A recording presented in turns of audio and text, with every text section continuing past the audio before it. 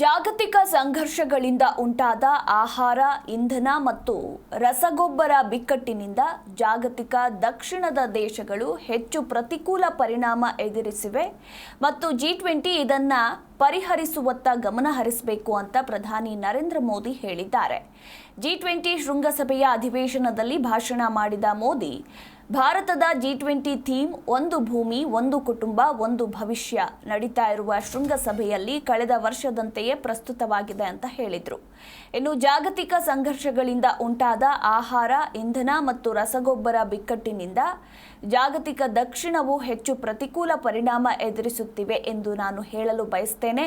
ಆದ್ದರಿಂದ ನಾವು ಜಾಗತಿಕ ದಕ್ಷಿಣದ ಸವಾಲುಗಳು ಮತ್ತು ಆದ್ಯತೆಗಳನ್ನು ಮನಸ್ಸಿನಲ್ಲಿಟ್ಟುಕೊಂಡಾಗ ಮಾತ್ರ ನಮ್ಮ ಚರ್ಚೆಗಳು ಯಶಸ್ವಿಯಾಗಬಹುದು ಅಂತ ಮೋದಿ ಹೇಳಿದ್ದಾರೆ.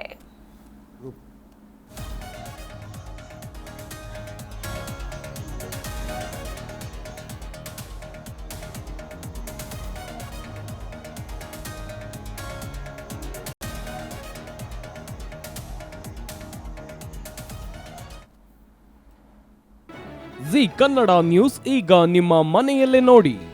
ಎಲ್ಲ ಕೇಬಲ್ಗಳಲ್ಲಿ ಈಗ ಲಭ್ಯ.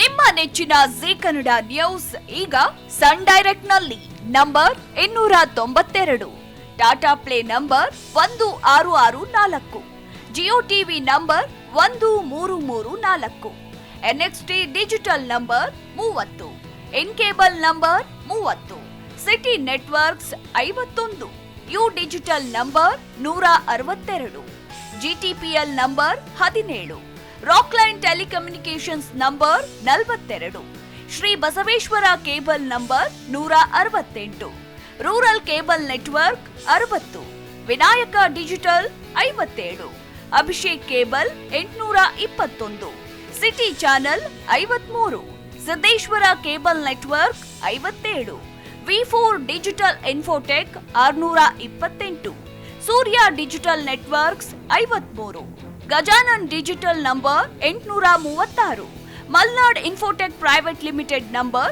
56, Metrocast number 830, Victory Digital number 167ರಲ್ಲಿ ನೋಡಿ ಆನಂದಿಸಿ.